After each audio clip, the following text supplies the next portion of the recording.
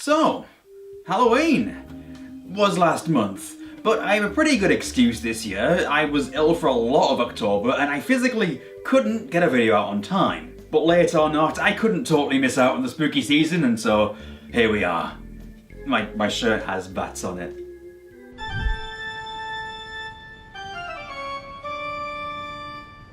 Normally at this point in the year, I'd usually be delving into a horror-themed point-and-click of some description. And while Harvester was my initial plan, I've decided to turn that into a larger project for a later date, so I'll just shelve that for now. Rest assured, Harvester will happen. Just not yet. Do you believe me? Well, you always were a kidder, Steve. I'm serious. Besides, I want to turn my brain off for a bit. Thinking is for nerds after all. And you know what's definitely cool and not nerdy in the slightest? Vampires. You see, I had a hankering for another vampire game. Not a vampire point-and-click or even an RPG, but something a little more mindless. Something with a bit of edge to it. And as it turns out, there was a game I hadn't actually tried. BloodRayne.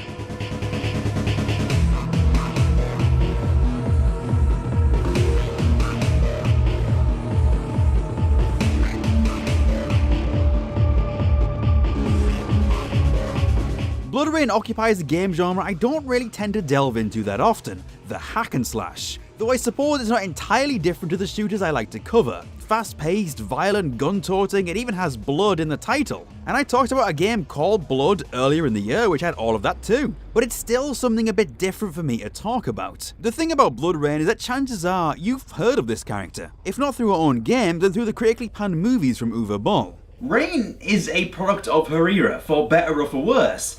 But she's also a piece of vampire gaming history, and you know I gotta take a look because of that. BloodRayne was released in 2002 by Terminal Reality, and it actually started out as a sequel to their previous game, Nocturne, and as such, BloodRayne shares a number of things in common with that game. I mean, Rayne herself was originally the character Svetlana from that particular game, and when you put those two characters side by side, you can really tell. However, due to the game coming under a new publisher, Terminal Reality decided to make it into a new series rather than continuing as Nocturne. The irony here is that more people have heard of BloodRayne now than Nocturne. It's funny how things work out. Where Nocturne is more of a survival horror game though, BloodRayne is more about action. It's more about chopping up baddies into little chunks and feels more like a power fantasy than anything else. That said, I've not played Nocturne before. I own a big box copy of the game which I found in a retro game shop many years ago, that I mostly bought because of the cool box art. I mean, look at this box art, it's awesome. Will I ever get around to it? Maybe. We'll see. And perhaps we'll see an updated release of that game too at some point to make it easier to play, since that's what the BloodRayne series has now. The version I'm playing after all is the recently released terminal cut of the game for PC, which pretty much just updates it to run natively at higher resolutions with a couple of minor enhancements. It's a nice thing to have, since for many older 3D games the main obstacle is just getting the thing to run again. And that's all I want. I want to play it as it was. Maybe with one or two rough edges smoothed out, but that's about it. I don't need all the bells and whistles. Just make it run. But let's talk about the game itself. Being released in 2002 originally, it debuted on PC, PS2, Xbox, and GameCube. BloodRayne comes from that era of vampire media where everything was leather and edginess. You know the one. It's the same era that produced movies like Blade and games like Vampire the Masquerade Bloodlines. An era where vampires were just over the top cool in a totally ridiculous and fun way. Essentially, it's an era I very much miss and wholeheartedly love. So it seems strange that I missed out on the BloodRayne series completely back in the day. BloodRayne, as I mentioned, is a hack and slash where you play as Rayne, a red-headed half-vampire, or rather, Dhampir, who works for a group called the Brimstone Society. With them, she fights disgusting, horrific monsters like mutants, spider beasts, and Nazis. And I for one can't wait, but those beasties aren't going to chop up themselves, so let's get this show on the road.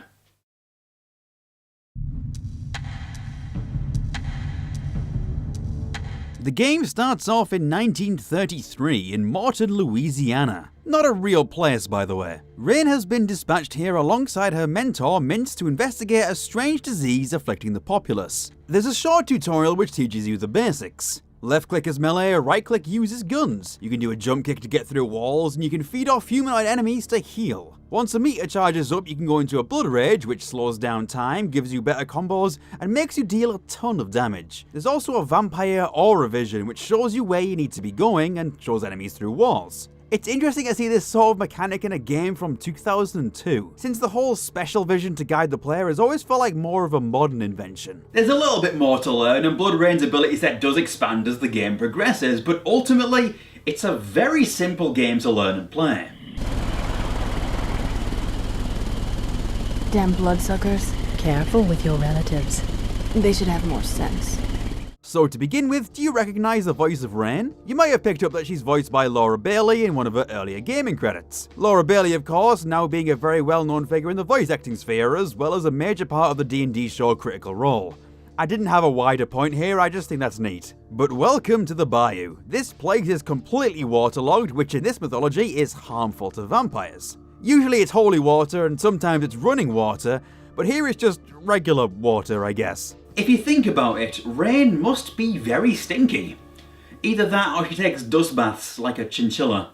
The other thing going on here in Morton is that people are turning into mutates. Not mutants, mutates. And that seems to stem from some kind of infection. The Brimstone Society has sent in the duo of vampires to investigate this, and, if possible, deal with it, since they suspect it to have some sort of physical cause. The general structure of the game to begin with then is investigating this small town and fighting off the diseased denizens with a mixture of Rayne's blade arms and the various guns that the populace drop. Pretty early on you'll also find a gravekeeper in the mausoleum, and one of the main goals is to send survivors that way since it's supposedly a safe haven. The fact that the entire town is waterlogged does add a pretty notable hazard here as well. I mean, sure, it's a pretty slow health drain, but there's a strong element of panic whenever you fall in and fail to jump out repeatedly. Which, happened to me quite a bit to begin with. Oh god, not here, no, oh god, no, let me go, okay, thank god.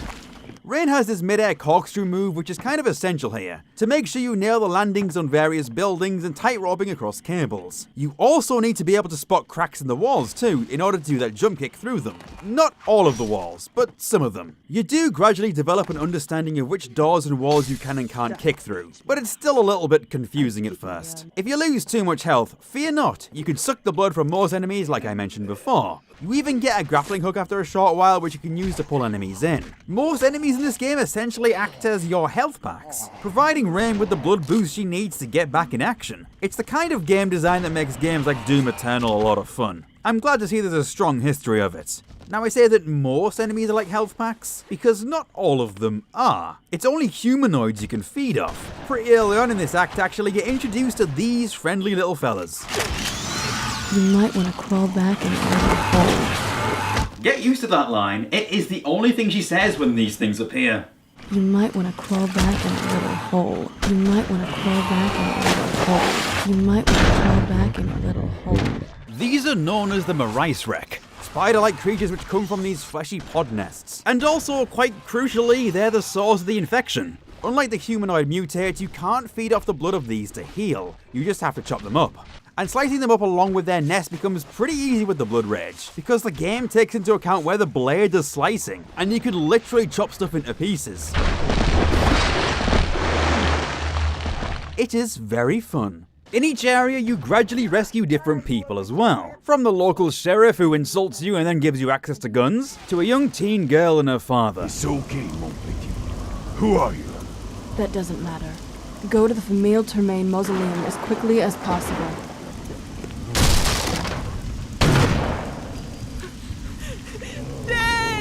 What a shame. There's not a lot else to mention with the typical flow of this game. It's very straightforward, very linear. Once you've cleared out enough areas and sent people to the safety of the graveyard under the protection of Mints, you can head back and plan further with your mentor, who can surely take care of herself.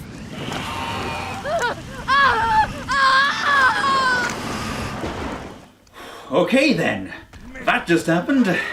I don't think I was mentally prepared for her to get vored so unceremoniously. That's a lot. I don't want to think about this. Either way, we definitely won't be seeing her again. What an embarrassing way to go. Oh, by the way, all these people we spent time saving are promptly killed too. So, you know, that's pretty cool. In fact, the Marais wreck that ate your now former boss runs off, and you have to follow it. Ignore the enemies here, otherwise it'll escape. Eventually you'll head to a shipyard, I guess? I don't know, it's still in the middle of a swamp. And this is where this segment of the game concludes. You come across the remains of a voodoo ritual. Because yeah, voodoo caused this, it's Louisiana, I guess. And once you get there, the Queen arrives as the first major boss of the game. And this might just be the hardest boss of the game. Might just be because I didn't get the gimmick right away, but I died a few times figuring it out. You need to slice the Queen's legs off so it falls and you can get at the center. Blood Rage is also your friend here. You can heal off of enemies if you get injured, but the Queen is pursuing you so relentlessly that you don't really have much of a chance to stay healthy in that position. Once you do finally beat it though, you can get an attack upgrade. This happens throughout the game and I won't delve into it too much. You just get random upgrades occasionally at different milestones. Embedded in the Queen, Rayne discovers a glowing rib that she feels compelled to take. And not just that, she feels compelled to jam it into her own chest to replace one of her own ribs. This is the introduction to the various Bayou MacGuffins that are important to the plot. They're bits of this big evil dude, but don't worry about it right now, we'll get into it later. And then, in a very bizarre cutscene, a mysterious man who totally isn't a Nazi called Wulf comes along to take the rib himself. Oh, God. Nothing personal, although I will enjoy this greatly.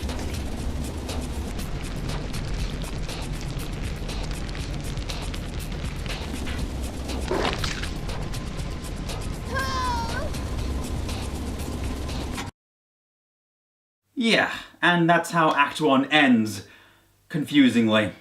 If I'm being honest, this whole section of the game is probably the weakest, and I imagine it might have actually turned a few people off the game. The constant water hazard, the kind of cryptic walls you have to break through, the annoying spider enemies, that slightly obscure final boss, it's definitely not the best the game has to offer.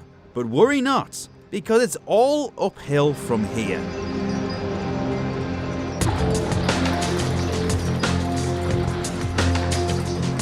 Welcome to Argentina. Don't get too excited though, it's just an underground base. For a while I didn't even know I was in Argentina. I just thought I was in Germany or something. You see, the game skips ahead a few years to World War II. And you know what that means. Nazis. Specifically, killing Nazis.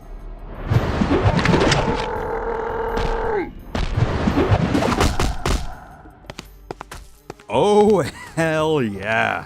If you're wondering, that never gets old at all.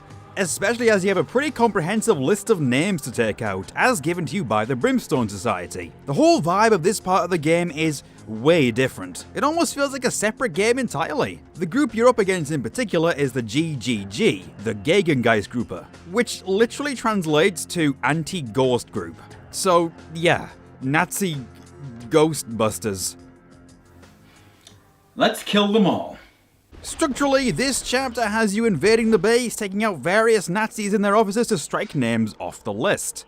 The types of gun you get here are pretty varied as well, as each Nazi drops a weapon. Plus, there are plenty scattered around as well. I should probably add, since I didn't mention it before, that you don't have a set arsenal in BloodRayne. Guns are pretty disposable. You use them up and then ditch them. But this does mean you can try out a number of different types of weapon. For instance, there's a really great shotgun that can literally blow enemies apart.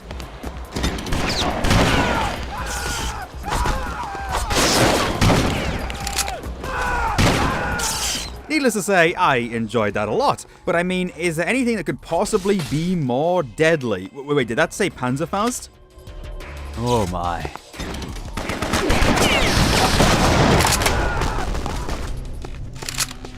Okay, yeah, this game's a perfect 10. When I said killing these Nazis doesn't get old, I mean that. It really doesn't. Wulf-enstein has proven that we'll always get enjoyment from this. From chopping them up to gunning them down and even draining them of all their blood. Nazis are just walking Capri Suns after all. I actually really like the feeding mechanic in this game too, both aesthetically and functionally. It's not something that feels thrown in, they thought about how it works with the gameplay. You immobilize the enemy entirely and they just panic as they can't detach Rayne from their necks. Get that off! Get that off me! Get it off! Get it off!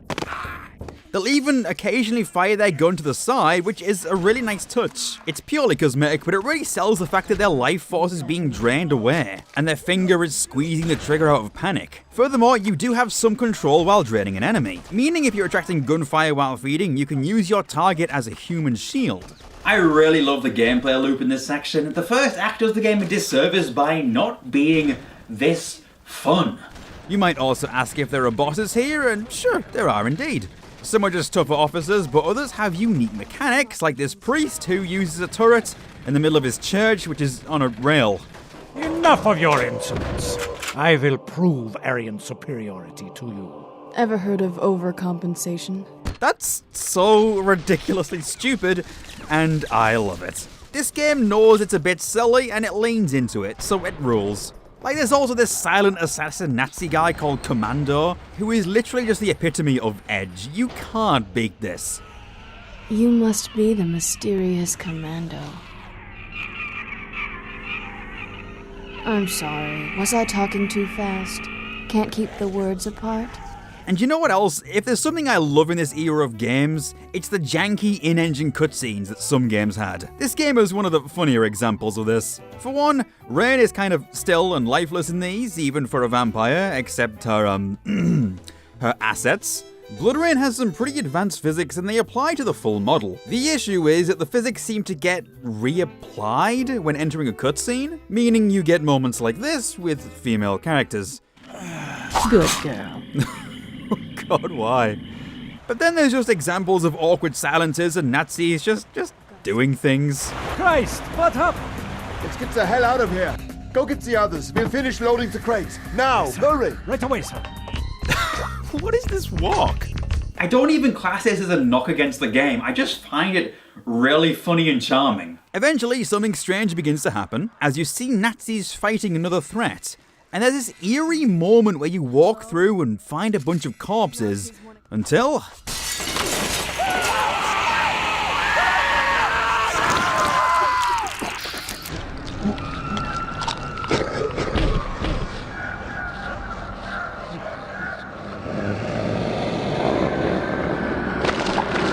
Oh god, what the hell? Say hello to the Daemites. Parasitic demon creatures which burrow into humans and take control of them. I'll wear you like lederhosen. Oh, look at that. They know what lederhosen is. Cute.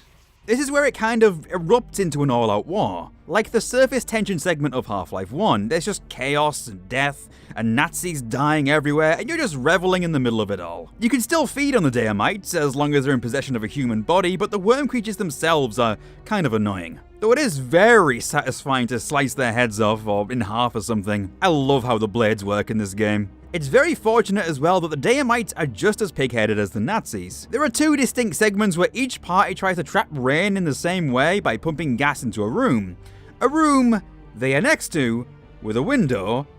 It does not go well for them either time. Still, after taking out a whole bunch of Nazis and Daemites, you meet this lady, who is the embodiment of the evil, sexy Nazi trope, and she's known as the Butcheress. Oh, wait until you hear her real name. You're gonna love it. Get this, she's called Bathory Mengele. Yes, they mashed together the surnames of Elizabeth Bathory and Joseph Mengele, two monstrous people from real-life history. One was a serial killer who was said to bathe in blood, and the other was a horrible scientist who experimented on people. So if you're wondering if the Butcheress might be totally, completely evil, yeah, she is. Yeah, almost cartoonishly. I can't hate this, it's just funny. And she's even the one behind the Daemites, or at least she wants to harness them as a weapon. Yeah, good luck with that. They're wearing half of your Nazi patrol force. There is of course a boss fight with her, and it's almost kind of a mirror match, which is neat. She also occasionally runs these switches to enable electricity and open hatches up into a pit of Daemites. I only fell in once, but that was more me missing my target than anything else. Yeah, don't go in the hole. Ultimately, she's of course the one that falls in. And to top it all off, Rayne also tortures the Daemites in the pits, so there's no way the Butcheress survives, right? Well, yeah, that's right. At least in the games. They brought her back in a comic, apparently. As you descend deeper, you hope to find the source of the Daemites and close it off for good. And this was the point where it clicked why the game felt so right for me. Because honestly, The game I'd most closely compare BloodRayne to is, bizarrely, Half-Life 1. I mean, I compared the all-out war earlier to the service tension chapter from that game, and I stand by that.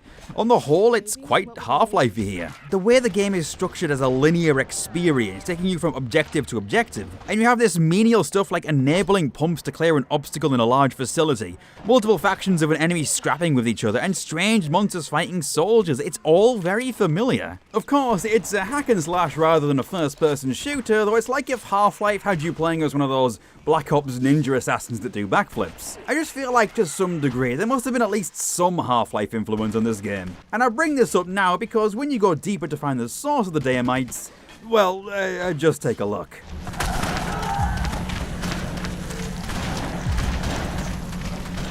Yeah, that's just Zen from Half-Life. I mean, look at this place, it's Zen. It's totally Zen, the way the levels are built and all. But it does play a lot better than Zen, simply by virtue of the fact that platforming as Rayne is much easier than it is with Gordon Freeman. And the tightrope function applies to a lot of thin ledges here as well.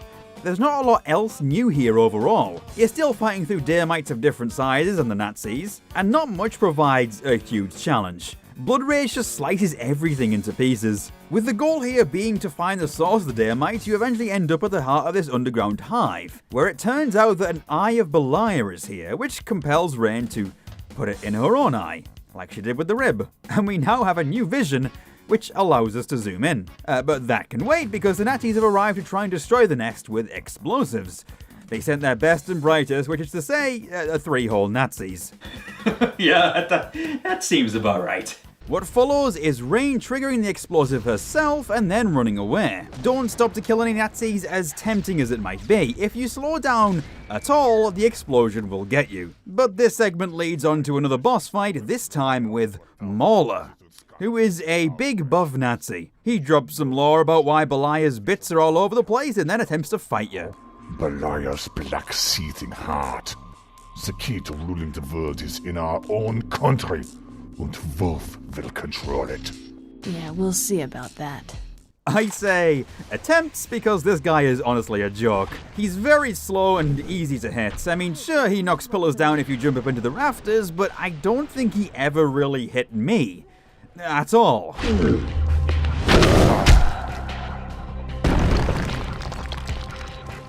Bit sad, innit? But wait. I can't be beat that easily. And wrong again. Nah, yeah, bit sad, innit? As Rayne escapes via submarine, she gets some new orders in the form of another list of officers, who we'll actually find in Germany this time. And this is where Beliar's heart is, and that's the big one, the key to it all. You also get a little cutscene here where you can watch Rayne do her thing.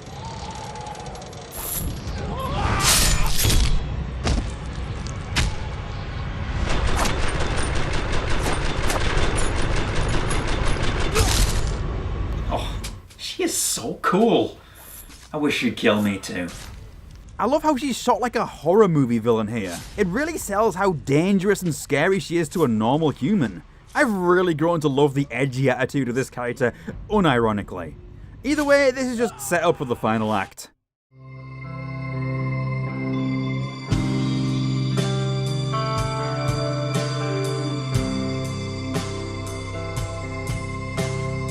The final section of BloodRayne takes you to a big gothic German castle in a snowy landscape. Oh, hell yes. This is what I'm talking about. This all-out assault on a Nazi castle is so much fun. There are so many enemies and it's just a blast to take them all down. The Nazis also have jetpacks now. Oh, they fly now! They fly now? They fly now! I am so sorry for reminding you of Rise of Skywalker. But yeah, Nazis with jetpacks. Yeah, alright, I'm down. And so are they. Now look, I was playing this game on normal, and I wasn't given much of a challenge throughout this game when it came to fighting Nazis, but honestly, I'm fine with that. This game's such a power fantasy, and I was having a blast, slipping into the role of this powerful vampire, killing terrible people and monsters. It's just so my thing. And yeah, there continue to be monsters here too. These sort of bat vampire creatures called feral vampires, I believe. Rest assured, you can still feed off them. and they still wiggle their arms ineffectually. Look at their little faces. So yeah, at this point you'll just be traversing the castle area and doing your BloodRayne thing. But there is something a little different coming up. Oh yeah, what are those? I want one.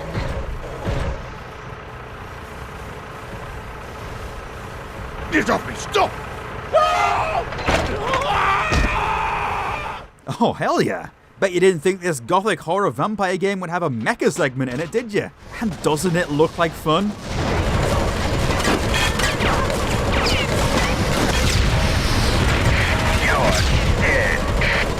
Actually, it kind of sucks. It's just a bit slow and clunky, and you have to spam the attacks against the other mechs until they blow up. It's not really a challenge still. I was taking damage, sure, but there weren't enough enemies to actually kill me. I feel like I would have actually had to try to die here. Afterwards, heading through a cathedral, Rayne discovers a new, shocking revelation. What? Mince is alive? And she's working for that bastard Wulf? That lady we thought got eaten? Turns out she's fine, but is also a Nazi now. Which by many definitions is not fine, but you know what I mean. It doesn't take that long before Rayne catches up with Mince and gets into a fight with her. It's yet another mirror match sort of deal like the Butcheress. But Mince gradually runs away as you beat her up. And she isn't too difficult to take down here.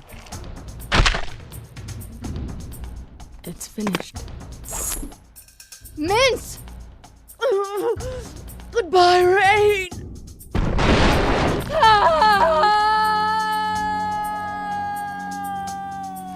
Okay then.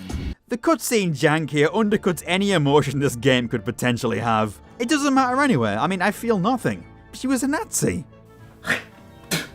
And once again we're thrust into more battlefield situations and the feral vamps are getting kind of annoying. They're not too difficult to deal with, but their claws can dish out a lot of damage if you're not careful. That said, I do like the whole vibe of these areas. There's this exploratory aspect to them, where you need to seek out all the Nazi officers to take down. So you get to go through this ruined castle on the hunt. It's a good time. Sometimes they're ripe for the picking, sometimes they're already being picked off by monsters.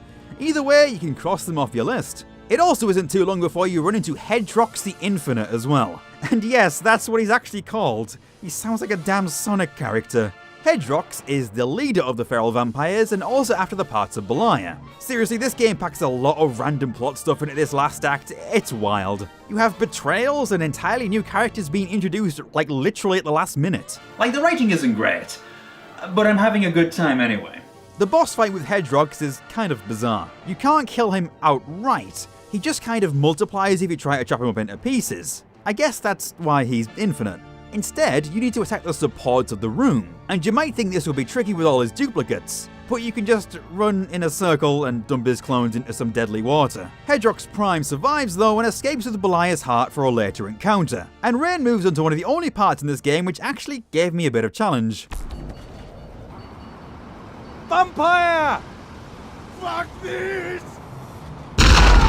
Oh, landmines. Yep, it starts with a minefield. That's not so bad with Rayne's platforming, but you are being shot at from various angles, and it's kind of easy to slip into a mine as well. Up the stairs right after this is another mech, which I would honestly just recommend running past. You don't need to fight it and it has a lot of health. And then, on a big flammable bridge, we run into Wulf, our prime target, and the guy from the beginning of the game. Hello, Jurgen.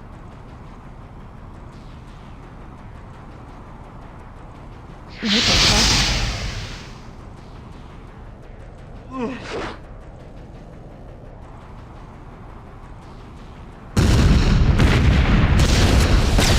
What? You've got to run across this bridge here since it begins to blow up. This part tripped me up once or twice, but I got through it in the end. If you weren't already exhausted by the last segment, now you have to fight a pair of Nazi twins that share some kind of magical link because they were conjoined at birth? It's a whole thing. The vibes are very weird in this fight. We had no idea the troublemaker. But be as beautiful as you are. She's so quick. We should keep her. She's feisty. I just love the creep of her nose when she gets angry. She's better than us, brother. Yes, I know. She is pretty, is she not? She is. She I don't even know what's going on here. And if that wasn't enough, after this, Mince is back. Again! Hello, Rayne. You know, your whole coming back from the dead act is really starting to get old, Mince. But she didn't explain herself properly before, for no real reason. Turns out she's a double agent, and not really a Nazi. Fine, I guess I'll have to take my spit back. Either way, it'd be cool to have an ally in this final fight or something, even if her motivations and this double twist are a little bit silly plot-wise.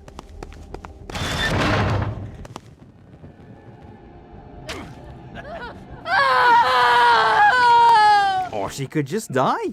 Again?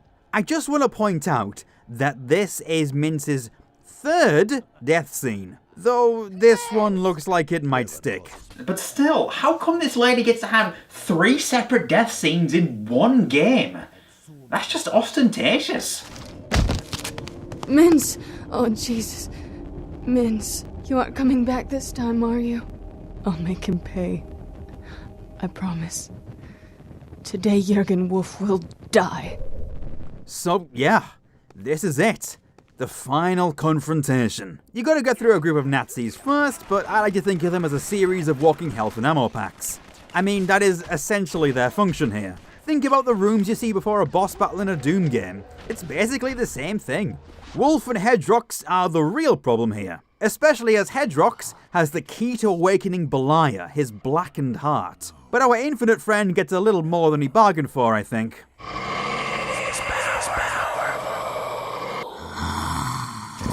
can feel it.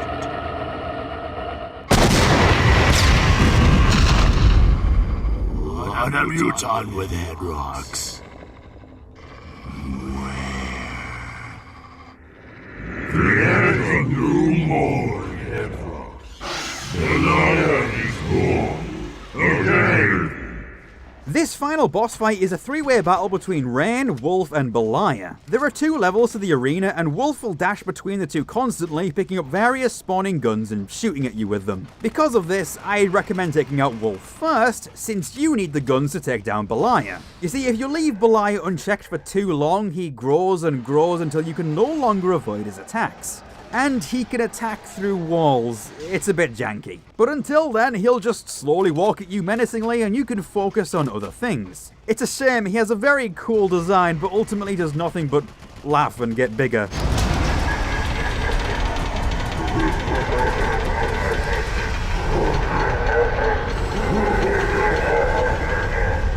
Wulf, on the other hand, is a constant threat. He's fast and deadly, and if you get too close, he might breathe fire on you, which can be a near instant kill. Do I know why he can breathe fire?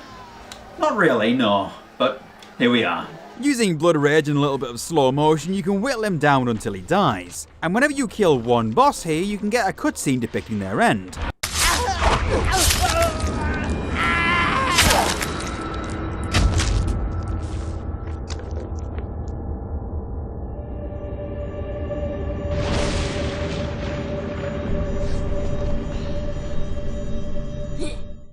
This is just...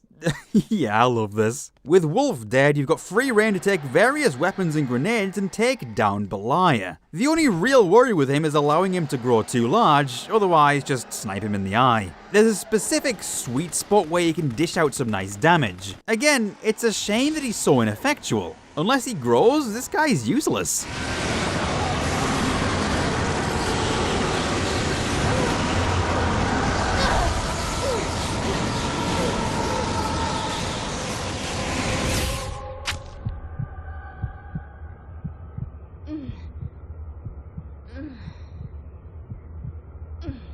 Once both are dispatched, you get a final cutscene where Rayne articulately shows her dislike for both enemies. Oh, perfect. And that is where the credits roll, though there is a little bit of a sequel tease at the end. Beliar's finished. You've earned rest, Rayne, but a new evil grows more powerful even now. Brimstone Society has found your father. He must be stopped. And that, my friends, was BloodRayne. And ultimately, I really enjoyed my time with BloodRayne. I could never call it groundbreaking or even necessarily amazing, but the core of what's there is so very fun. It has a simple premise about being a badass vampire who kills Nazis and monsters, and it totally delivers on that. Could the game have done more impressive things with gameplay instead of being a bit of a button masher? Sure. Could it have done with a more coherent plot in places? Probably. Does it have its janky moments? No doubt. But in the end, what is here, I can't complain about too much. And I don't want to complain about it either. This game is a blast. It's just fun. I can't help it. It releases dopamine in my brain, and all in all, yeah, I can recommend it. It's no Vampire the Masquerade Bloodlines, but it has still found a pretty solid place in my heart. And hey, there are 2 other BloodRayne games I could potentially venture into in the future as well. The aforementioned sequel, and a side-scrolling spin-off which both have had recent updates themselves. Not sure when I'd look into those, maybe sooner, maybe later. But I know I've got more hyper-violent vampire fun waiting in the future, when I get the hankering for it. And I'm very excited about that.